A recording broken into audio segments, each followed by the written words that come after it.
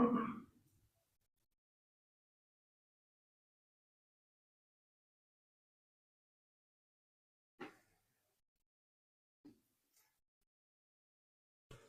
بالله من الشيطان الرجيم. بسم الله الرحمن الرحيم. ليس البر أن تولوا وجوهكم قبل المشرق والمغرب ولكن البر من آمن بالله واليوم الآخر والملائكة والكتاب والنبيين وآتى المال على حبه ذوي القربى واليتامى والمساكين وابن السبيل والسائلين وفي الرقاب وأقام الصلاة وآتى الزكاة والموفون بعهدهم إذا عاهدوا والصابرين في البأساء والضراء وحين البأس أولئك الذين صدقوا وأولئك هم المتقون. ربط د مخکې سردار چې مخکې د دې سپارې په اول کې مسله د تحویل د قبلې وه. قبله د بیت المقدس نه چې کله بدل شوه کعبې طرف ته، نو یهودو او نصارو قسم اعتراضات وکړل چې دا څنګه پیغمبر دی، د ده کومه خبره موږ ومنو. کله یو طرف ته مخ کوي او کله بل طرف ته، کله مشرق ته او کله مغرب ته او کله جنوب ته او کله شمال ته. نو د ده په خبره باندې یقین کول نه دي پکار، نعوذ بالله منها، ځکه دی په خپله خبره باندې نه ودرېږي. نو د هغوی په رد کې دا آیت نازل شوی دی چې نیکي په دې کې منحصر نه ده چې تاسو مشرق طرف ته مخ کوئ یا مغرب ته. لکه څنګه چې نصاراو به مشرقي طرف ته بیت المقدس ته مخ کوو او یهودو به د هغې مغربي طرف ته مخ کوو. لیکن د نیکۍ څه کارونه دي هغه دا دي. نو 9 اعمال چې کوم دی هغه ذکر کړ دی، په دې باندې عمل وکړئ.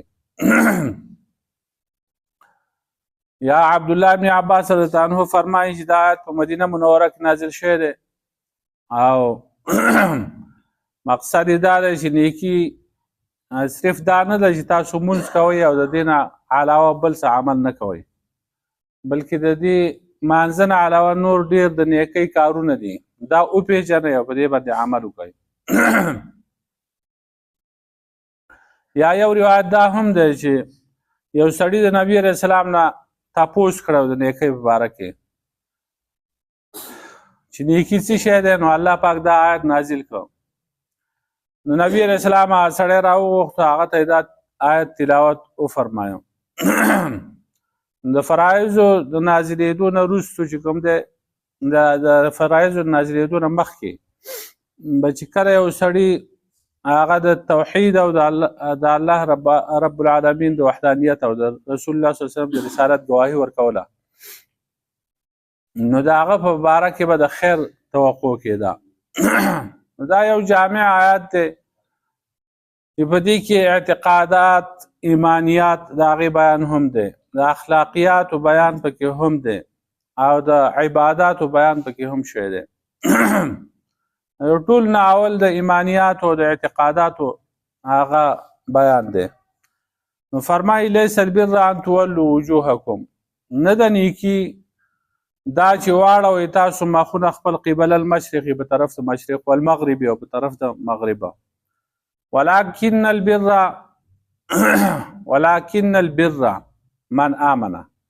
مطلب ولكن البر بر من آمن بالله، لیکن نیکی د هغه چا ده چې هغه ایمان راوړي په الله باندې. حذف دی پکې، وروستو بر پټ دی د من نه مخکې، یا د لاکن نه وروستو یو ټکی هغه پټ دی، حذف دی. ولكن ذا البر من آمن بالله، او لیکن خاوند د نیکۍ هغه څوک دی چې هغه ایمان راوړي په الله باندې والیوم الاخر او په ورځ د آخرت باندې، والملائکة او په فرشتو باندې، والکتاب او په کتابونو باندې، والنبیین او په پیغمبرانو باندې. نو د الله باندې د ایمان راوړو معنی دا ده چې الله پاک وحدانیت اقرار سره وکړي،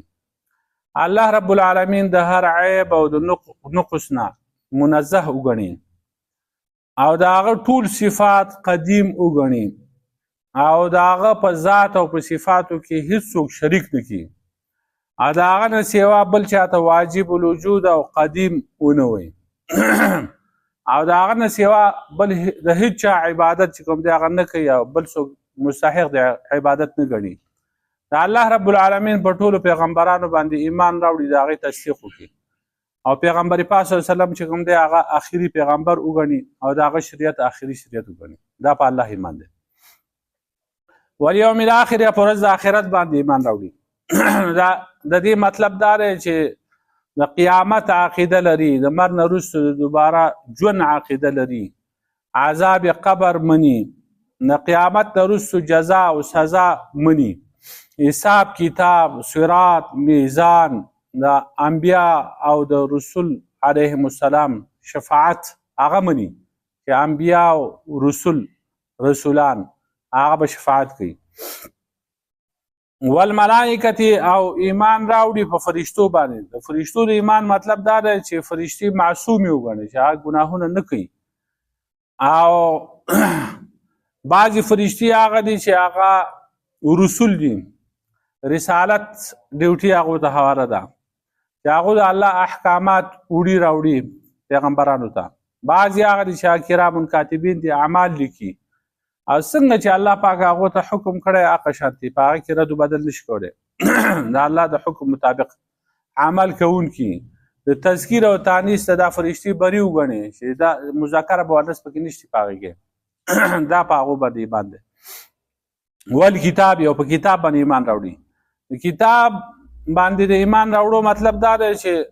دا اقرار وکړي چې الله پاک کتابونه نازل کړي دي آسماني او بیا آخري کتاب قرآن نازل کړی دی دا جبرئیل علیه السلام راوړی دی د پیغمبر پاک صلی الله علیه وسلم په زړه باندې نازل کړی دی دا آخري کتاب دی په دې کې څه کمی بیشي نشته او د دې د یو صورت په مثل هیڅوک نشي راوړی بیا وی والنبیین او په پیغمبرانو باندې ایمان راوړي نو په ټولو پیغمبرانو باندې د ایمان راوړو مطلب دا دی چې ټول پیغمبران ټول رسولان دا برحق دي هغو باندې ایمان راوړل ضروري دي او دا زمونږ دپاره جایز نه دي چې موږ بعضې پیغمبرانو باندې ایمان راوړو او بعضو باندې ایمان نه راوړو بلکې د هغو نه کفر کوو نو والنبیین په پیغمبرانو ایمان دا اعتقادات شو دا ایمانیات شو اوس د اخلاقیاتو ذکر کوي وآت المال على حبه ذوي القربا او ورکوي مال په خپل محبت سره ذوي القربا خاوندانو د رشتې ته خپلوانو ته والیتاما او یتیمانانو ته والمساکین مسکینانو ته وابن السبیل او مسافرو ته والسائلین او سوالګرو ته وفي الرقاب او خرج کوي دا مال په آزادولو د سټونو کې د مریانو په آزادولو کې نو خپل مال ورکوي د محبت باوجود علی حبه مطلب دا دی چې انسان چې کوم دی د مال سره محبت وي علی حبه کې دا هو ضمیر چې کوم دی مال ته راجع دی د خپل مال سره محبت وي او د هغې باوجود هغه مال د الله په لاره کې خرج کوي یعنی مطلب دا دی چې دا سړی ښه روغ رمټي د پیسو ضرورت ورته او د اوږدې منصوبې هم په زړه کې او د فقر او د احتیاج نه یریږي هم او د هغې باوجود بیا د الله په لاره کې چې کوم دی هغه خپل مال ورکوي رشتهدارانو له یتیمانانو له مسکینانو له مسافرو له سوالګرو له هغې له ورکوي لکه حدیث کې چې راځي فاطمه بنت قیس رضی الله تعالی عنها فرمایي چې نبي علیه السلام نه چا تپوس وکړو د زکات په باره کې نبي علیه السلام وفرمایل چې د زکات نه علاوه نور حقونه هم شته او بیا ورته دا آیات ولوسته نه دا معلومه شوه چې دا آت المال علی حبه مال ورکوي سره د محبت مال نه خپلوان له یتیمانان له مسکینان له نو دا فرضي مال نه دی زکات نه دی زکات نه علاوه نفلي صدقات دي چې صدقې کوي او نفلي مال چې کوم دی هغه لګوي په دې مصارفو کې دا کوم چې بیان شو ځکه چې د زکات حکم بیا وروسته مستقل دا ذکر دی که نه واقام الصلاة وآت الزکات اقامت د مانځه کوي او زکات ورکوي نو زکات وروسته ذکر شوی دی نو د دې وجې نه چې کوم دی دا نفلي صدقات دی یا دا هو ضمیر چې کوم دی دا راجع دی الله پاک ته سره د محبت د دنه د الله سره د الله سره محبت دی یا دی عطا کی ایتا چې کوم دی هغه مصدر دی هغه ته راجع دی وآت المال على حبه او ورکی مال سره د محبت د ورکړنه دا ورکړه د خګنی د الله په لار کې دا مال ورکول چې کوم د خګنی ابل حدیث کې راځي ام کلثوم بنت عقبه رضی الله تعالی عنها فرمای نبی اسلام او فرمایل چې د ټول نه غوره صدقه چې کوم دا هغه رشتہ دار له ورکول دي چې هغه مخالف او ځان په ډډه ساتي هغه صدقه ورکوي دا غوره ده نو زکات قربانی عشر صدقه فطر یعنی سرسایه دا واجب صدقات دي د دین علاوه نور چې کوم دي هغه نفلی او مستحب صدقات دي اوس دا واجب صدقات چې دي دا په مور او پلار باندې په نیا نیکونو په پورته کومه سلسله ده یعنی اصول چې وي په دې نه کیږي نو دغه شان دي په فروع باندې هم نه کیږي په اولاد باندې هغه زامن دي او کلونه دي او کنوسی دي او نوسی دي په دې ټولو په خکته هم نه کیږي او دغه شان دي خاون به خپل ښځې له زکات او واجب صدقات ورکوي او ښځه به خپل خاون ده دا نه کیږي او د دین علاوه بیا کیږي لکه رور له زکات ورکوي یا خور له ورکوي دغه کیږي او په شرط دی چې هغه سادات نه غیر ساداتي او فقرای یعنی مصرف فی د زکات او دغه صدقات واجبو چې غریبي مالداري په هغه باندې نه کیږي او نفلی صدقات چې کوم دي خیراتونه وغیرہ دا غي پر دغه شرط نشته هر چا ورکول شي ابو امامه رضی الله تعالی عنہ فرمایي نبی اسلام فرمایي دي چې رشتہ دار باندې صدقه کولو هغه ثواب چې دی هغه دوچن دی یا هغه صدقه دی وکړه بل دا سړی خپلو نو دوچن ثواب الله پاک ورکوي والیتاما ورکوي مال په خپل محبت سره یا د مال په محبت سره یا د الله په محبت سره ذوی القربا خپلوانو ته والیتاما او یتیمانانو ته مسکینانو ته یتیم چې کوم دی هغه نابالغ ته ویل کېږي چې د هغه پلار وفات شوی او مسکین هغه چا ته ویل کېږي چې هغه سره د ګزارې څه شی نه وي چې په هغې به د ګزاره وکړي ابو هریره عنه فرمایي نبی اسلام فرمایي دي چې هغه سړی مسکین نه دی چې هغه د خلقو نه ګیر چاپیره ګرځي او یوه نوړی او دوه نوړی غواړي یوه کجوره دوه کجورې غواړي او واپس کېږي نو صحابه کرام تپوس وکړو چې دا مسکین بیا څوک دی ای د الله رسول صلی الله علیه وسلم نبی اسلام فرمایل چې دا هغه سړی دی چې د هغه سره د ګزاري څه شی دی چې په هغې باندې د ګزاره وشي او د ظاهر حال نه د هغه غریبوالی هم نه معلومیږي چې خلق پرې سوله ورکړي او هغه د خلقو نه سوال هم نه کوي دغه اصل مستحق دی چې هغه له څه ورکړی شي هسې دا سوالګري خو به ګرځي په بازارونو کې په جوماتونو کې او که بیا سړی لټونو کې نو هغه دومره مالدار چې د هغې حد نه وي د هغو خپل ګاډي چلیږي باقاعده نو بعضې داسې کسان چې سفید پوشه چې هغو سوال نشي کولی او وي غریبانان نو دغه کسان دي ابن سبیل مسافر ته ویل کېږي چې په حالت د سفر کې ضرورتمني د ده سره د حاجت موافق مال نه وي د پیسې سره نشي چې بیا خپل ځای ته ورسي اگر چې دی په خپل ځای کې مالدار دی خو په دغه وخت کې دی د ده سره پیسې نشتي کرایه سره نشتي نو که دی ده له څوک څه ورکوي نو په ده باندې زکات صدقات دا هر څه کیږي به دا جایز دي ابن سبیل باندې د لارې زوی ورته ځکه وایي چې دی په مسافرۍ کې دی نو مور و پلار یې خو نشتي که نه هلته یې څوک تعلقداران نشتي رشتهداران نشتي نو دی دې لارې ته حواله دی لارې زوی دی والسائلین او سوالګرو له ورکوي خپل ماله نو سائلین چې کوم د سائل جمع ده سوالګري ته ویل کېږي خو بغیر د ضرورت نه سوال کول دا شرعا حرام دي د سائل لپاره دا ضروري ده چې هغه د ضرورت سیوا سوال هم نه کوي ابو هریره عنه فرمایي نبی علیه السلام فرمایي دي چې یو سړی د خپل مال د زیاتولو لپاره سوال کوي د دوزخ اور چې کوم دی یا اوره دی غواړي بیا که کم سوال کوي او که زیات سوال کوي عبدالرحمن ابن عوف عنه فرمایي چې نبی علیه السلام فرمایلی دي کوم سړی چې په ځان باندې د سوال دروازه کولاو کړي الله پاک په ده باندې د فقر دروازه کولاو کړي د احتیاج او د غریبوالي قبیصه بن مخارق هلالی رضی الله تعالی عنه فرمایي چې نبی علیه السلام فرمایل چې د 3 کسان نه علاوه د بل چا لپاره سوال جایز نه دی. یو هغه سړی چې قرضدار او د هغه لپاره دومره سوال جایز دی چې په هغه باندې د قرض ادا شي، بیا دی بس کې د سوال نه. دویم هغه سړی چې هغه ناګهاني آفت چې کوم دی اچانک آفت په هغه باندې راشي او د هغه مال تباه شي، زلزله کې، سیلاب کې او په مختلفو طریقو باندې هغه آفتونه راځي، په هغې کې د مال خراب شي، نو دی دومره سوال وکړي چې هغه ګزاره پې د وشي، بیا دی قلار شي. دریم هغه سړی چې هغه وږی او د قبیلې 3 کسان عقلمند ګواهي وکړي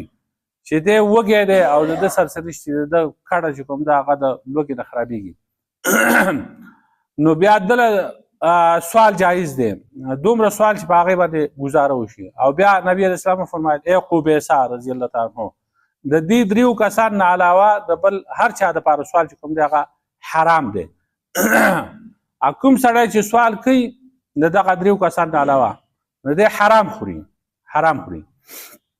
اوس دې حدیث کې راغلی چې 3 کسان دي ګواهي وکړي، نو 3 کسانو ګواهي چې کوم ده هغه مستحب ده، چې 2 کسان ګواهي وکړي نو هغه هم پوره ده. خو دا د هغه سړي په باره کې دا حکم دی چې هغه په خلقو کې مشهور مالدار وي، مالداري مشهور داسې چې دی مالدار دی، نو بیا د هغې دپاره ګواهي پکار ده چې واقعي د مال ختم شوی دی، اوس نشته، مخکې مالدار او اوس څه شی شته نه. کوم سړی چې غریب مشهور وي نو په هغې ګواهۍ ته هم ضرورت نشته، هغه چې پخپله ووایي نو د هغه قول معتبر دی، فقها دا وایي. عبدالله بن عمر رضی الله عنه فرمایي چې نبي علیه السلام وفرمایل چې نه د مالدار لپاره صدقه اخیستل جایز دي او نه د هغه سړي لپاره چې هغه صحیح اندامونه والی، هغه روغ رمټي، هغه به سوال نه کوي، صدقې دا به نه اخلي. نبي علیه السلام فرمایي چې کوم سړی سوال کوي او د ده سره دومره مالي چې دی په هغې باندې مستغني کېږي، نو دی د جهنم اور د ځان لپاره جمع کوي. نو یو راوي چې کوم دی هغه د دې حدیث تپوس وکړو دا څومره مال چې کوم دی هغه مقصود دی، څومره مقدار مال چې کوم دی هغه په کار دی. نو وی فرمایل چې د سحر او د ماښام خوراک ده ته میلاویږي، نو دی به سوال نه کوي. او په یو روایت کې دا هم دی چې د سره دومره د خوراک شی وي چې یوه ورځ او یوه شپه پې دی موړ پاتې کېدی شي، سوال به نه کوي. د فقې کتابونو کې بیا لیکل دي کوم سړي سره چې د یوې ورځې خوراک وي هغه که بنفسهي هغه خوراک موجود وي او یا چې کوم دی دغه سړی هغه صلاحیت په ده کې شته او هغه مال ګټلی شي، اوس سره شته نه خو ګټلی شي، یعنې دی چاق چوبند دی، ښه برابر دی، نو هغه سړی به سوال نه کوي. او که یو سړي ته دا پته وه چې دی ښه برابر دی او بیا هم دی سوال کوي، نو هغه له به نه ورکوي، ځکه چې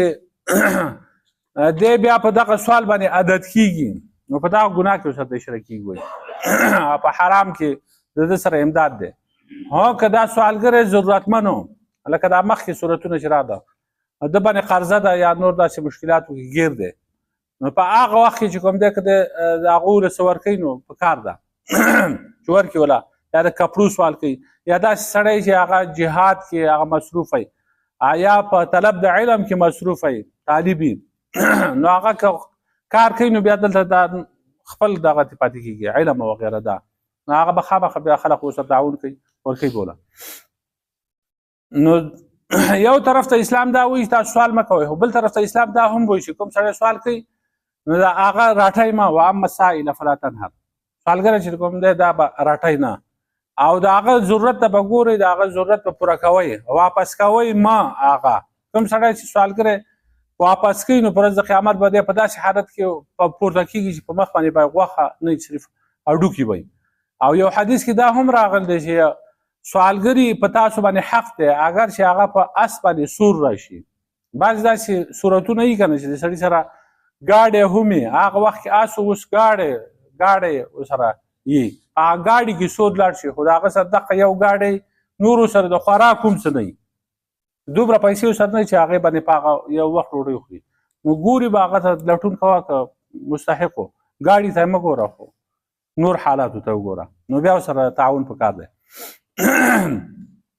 نو دا خو یو د الله ذات دی چې هغه په غوښتلو باندې خوشحالېږي او نور انسانان خو په غوښتلو باندې خفه کېږي چې چا څه شی غواړي یو ځل به تا سره تعاون وکړي 2 ځله به وکړي 3 ځله خو آخر بیا تنګ شي بیا څوک نه کوي تعاونه او دا رزق په الله پاک باندې دی وما من دابة فی الارض الا علی الله رزقها نشته دی وما من دابة فی الارض نشته دی یو زنده سره په ځمکه کې مګر په الله باندې د هغې رزق دی خدای پاک هغه رزق هغو ته رسوي که دغه نظام دی انسانان ته حواله وي چې تاسو یو بل له رزق ورکوئ دا به ټول د لوږې نه مړو مقام شکر ہے صوفی کے خدا کے ہاتھ ہے روزی اگر یہ حق بھی انسان کو دیا ہوتا تو کیا ہوتا مقام د شکر دی صوفي چې د خدای په لاس کې روزي ده دا حق انسان ته پیدا شوی بیا به څه بیا خو به دا هر څه تباه شي علامه اقبال وایي چې تیری خاک میں ہے اگر شرر تو خیال فخر و غنا نہ کر کہ کمال طاقتی حیدری تو نہا ہے نان شاعر میں چې ستا په خاوره کې هغه بسر د تقوا یي نو بیا خیال د او سوچونه فکرونه د فقر او د غنا مه کوئ مالدار بشم که غریب بشم طاقت د حیدر چې کوم دی کمال د طاقت د حیدر چې دی هغه خو پټ دی په نان شاعر کې د وربشو په ډوډۍ کې هغه به د وربشو ډوډۍ خوړه حیدر علی رضی الله عنه صحابه کرام وربشو ډوډۍ به خوړه او طاقت شو بیا وی د غلام په آزادولو کې خپل پیسې ورکوي والیتام والمساکین وابن السبیل والسائرین وفي الرقاب غلام په آزادولو کې خپل مال ورکوي غلام د آزادولو 2 طریقې دي یو دا دی چې سړی غلام واخلي قیمتا او بیا آزاد کړي کوم چې مالک دی هغه روپۍ ورکړي غلام آزاد شو دغه دی دویم دا دی چې بعضې غلامان چې دي هغه مکاتبي هغه د خپل مولا سره چې کوم دی عقد کتابت کړی چې زه به دله پیسې درکړم اما آزاد کا نو پیسې هغه له ورکړي دا پیسې واخله خپل مالک ته ورکړي چې آزاد شي دغه دی هسې غلام نه به پیسې زکاتونه دا نه ورکوي چې چا غلام یې هغه له زکات ورکوي دا نه کېږي ځکه چې هغه دا مال د ده نه دی دا خو د هغه مالک دی دا غلام چې څه شی ګټي هغه د مالک دی ګټي نو مال د هغه مالدار دی په هغه کېږي نه خو چې ازادۍ نو بیا ټیک ده نو ابو هریره عنه فرمایي چې نبی علیه السلام فرمایلي کوم سړی چې یو مسلمان غلام آزاد کړي نو د هر اندام په بدله کې به الله پاک د هر اندام آزاد کړي د اور د جهنم نه تر دې چې د شرمګاه په مقابله کې به الله پاک د شرمګاه آزاد کړي د اور نه بیا وایي چې مونځ کوي پابندي د مانځه کوي واقام الصلاة وآت الزکات او اقامت د مانځه کوي وآت الزکات او زکات ورکوي والموفون بعهدهم او ایفا کوي د خپل وعدو خپل وعدې پوره کوي اذا عاهدوا کله چې هغه وعدې وکړي والصابرین فی الباساء والضراء او صبر کوونکي په هغه مالی مشکلاتو کې والضراء او بدني مشکلاتو کې وحین الباس یا په وخت جنگ کې اولئک الذین صدقوا دا کسان رښتیني دي او اولئک هم المتقون دا کسان خاص تقوادار دي نو د مانځه پابندي کوي مونځ کوي نو دا د نیکۍ کار دی نو کعبې طرف ته مخ کوي او سره د شرایطونه په خپل وخت باندې مونځونه ادا کوي زکات ورکوي چې یو سړی صاحب د نصاب دی یعنی 2.50 نیمې توري سپین زر د ده سره شته یا د هغې په مقدار باندې روپۍ چې د هغې نه نن سبا چې کوم دی هغه 6,82,000 او څه لا پاسه راځي دا ترې راځي په 13,000 توله ده نو دا 52 توري چاندي چې د هغې نه ته حساب کتاب وکړې نو دغه څه شپږ څه کم 2 لکه روپۍ ترې راځي دغه ورسره یي او کال پې تیر شو نو سریښته به روپۍ چې کوم دی هغه به مستحق د زکات ورکوي نو په مانځه سره هغه پاکوالی د روح راځي او په زکات سره چې کوم دی پاکوالی د مال راځي قرآن کې دا یو ځای اکثر ذکر کوي تقریبا 22 مقاماتو کې دا یو ځای راغلی دی د مانځه او د زکات دا خبره او وعدې پوره کوي وعده نو که د خدای سره وعده کړې ده یا یو نظر یې منل ده نو هغه هم پوره کوي که د مخلوق سره وعده کړي هغه هم پوره کوي وعده پوره کول دا د ایمان علامه ده او وعده چې نه پوره کوي دا د نفاق علامه ده سړی منافق وي که داسې وعده یې کړي چې هغه د ګناه وي د ګناه چې دا سړی به زه وجدم دا دته به زه نقصان رسوم دا چل به کوم ده د ده نه به مال اخلم نو بیا دغسې وعدې ماتول واجب دی او په تکلیف کې او په سختو کې صبر کوي. والصابرین فی الباساء والضراء، باسا چې کوم دی هغه د مال تکلیف مشکلات پر راغله په هغه کې هم صبر کوي. ضرا چې په بدن کې بیماری پیدا شو هغه تکلیف پر راغله په هغه کې هم صبر کوي. نو بعضی وایي چې دا د پیغمبرانو پورې خاص دی ځکه چې دغسې کسان نور څوک نه پیدا کېږي د پیغمبرانو نه علاوه. بعضې وایي چې نه دا هر څوک چې عام مسلمانان چې هغوی صبر کوي الله پاک هغو له بیا په هغې باندې اجر ورکوي. اولئک الذین صدقوا، دا رښتینې خلق دی. اولئک هم المتقون، او دا تقوادار دی، تقوا والا دی. نو لیس البر ان تولوا وجوهکم، نه د نیکي چې تاسو واړوئ مخونه قبل المشرق په طرف د مشرق والمغرب او په طرف د مغرب، ولکن البر من آمن بالله، لیکن نیکي د هغه چا ده چې هغه ایمان راوړي په الله باندې والیوم الاخر، په ورځ د آخرت باندې، والملائکة په فرشتو باندې، والکتاب او په کتاب باندې، والنبیین او په پیغمبرانو باندې، وآت المال علی حبه، او ورکي مال په محبت د الله یا په محبت د دې مال سره، ذوی القربا هغه خاوندانو د رشتې ته، والیتاما او یتیمانانو ته، مسکینانو ته، مسافرو ته، سوالګرو ته، او په آزادولو د سټونو او د مریانو کې، اقام الصلاة او پابندي کوي د مانځه، ورکوي زکات، والموفون بعهدهم او پوره کوونکي د وعدو خپلو، اذا عاهدوا کله چې هغه وعدې وکړي، والصابرین فی البأساء او صبر کوونکي په هغه تکلیف کې، والضراء او په سختۍ کې، وحین البأس په وخت جنگ کې،